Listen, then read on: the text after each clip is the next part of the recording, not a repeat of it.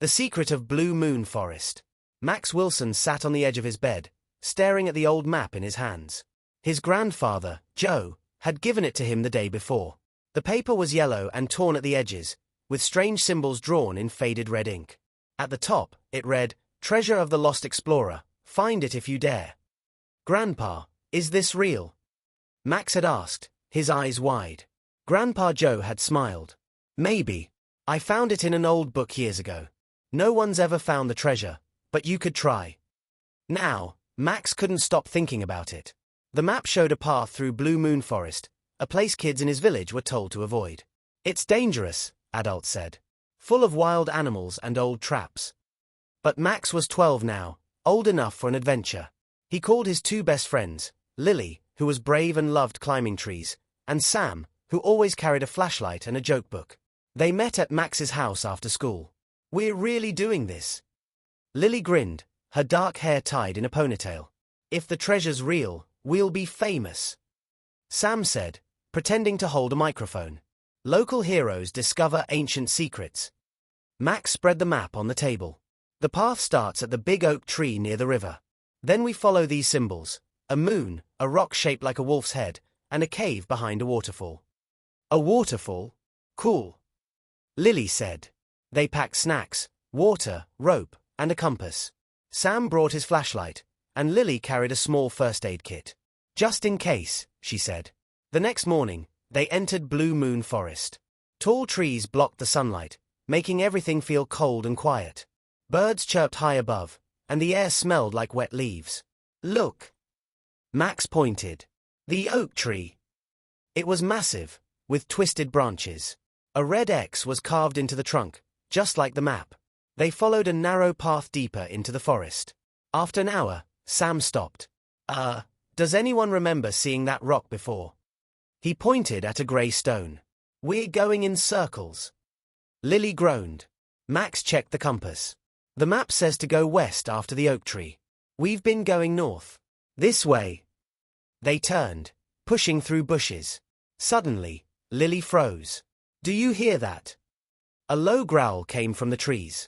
A shadow moved. "Bear." Sam whispered, his voice shaking.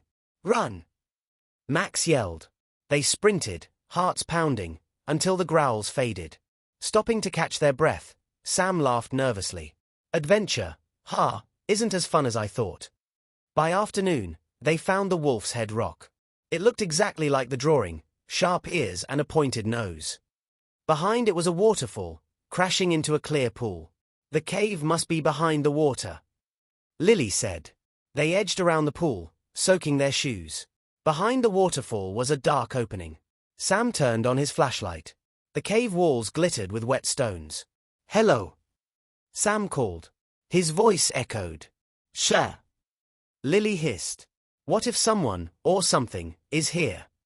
The cave twisted deeper underground. The air grew colder. Suddenly, Max's foot hit something metal. A sword. He picked up the rusty blade. "Maybe the lost explorer left it." "Or someone else," Sam said, eyes wide. Ahead, they found a wooden door covered in vines. Carved into it was a riddle. "To pass through this door, answer me this. I speak without a mouth, run without legs. What am I?" "A river," Lily said immediately. "No, rivers have legs, they flow," Sam argued. Max thought hard. "Wait, time? No. Wind." The door didn't move. "It's a riddle from Grandpa's stories." Max snapped his fingers. "A echo. It speaks without a mouth and runs. Well, echoes run in caves." He said echo loudly. Click. The door creaked open. Inside was a small room with a stone table. On it lay a dusty journal and an iron key. Max opened the journal. The pages showed sketches of temples, arrows, and a warning, "Beware the Guardian." "Guardian?" Sam gulped. The next page had a drawing of a temple under a giant tree. "That's the center of the forest," Lily said. "Let's go." They followed the map to a hill covered in thick roots. At the top was an ancient stone temple, half buried in the earth. Vines hung over the entrance like curtains. The iron key fit into a hole in the door. Inside, torches suddenly burst into flame, lighting a hallway. "Magic," Sam whispered. Old gas pipes, Lily said, but she didn't sound sure. The hallway led to a room with a statue of a warrior, holding a shield and sword. His stone eyes seemed to watch them. The Guardian, Max said. On the wall behind the statue were 3 levers. A message was carved above: choose wisely, or face the Guardian's wrath. Which one do we pull? Sam asked. Lily studied the levers. Look, symbols. A snake, a bird, and a tree. Max flipped through the journal. The explorer wrote, "The Guardian protects the truth of the forest." Maybe the tree symbol? Forests have trees. He pulled the tree lever. Clank. The statue's head turned, and a door opened behind it. Yes. Lily high-fived him. The next room was filled with treasure, gold coins, jeweled cups, and a wooden chest. Sam grabbed a coin. We're rich. But Max opened the chest. Inside was an old book titled The True Treasure. He opened it and read aloud. The greatest treasure is not gold, but the courage to seek the unknown. Heh. Sam said. That's it. No gold. Lily laughed. Maybe the real treasure was the adventure. Suddenly, the room shook. The Guardian statue stepped into the doorway, its stone sword raised. Run! Max screamed. They grabbed the book and ran, the statue chasing them. They zigzagged through tunnels, barely ahead of the Guardian's heavy steps. The exit! Lily shouted. They burst into sunlight, sliding down the hill as the statue stopped at the temple door, roaring like thunder.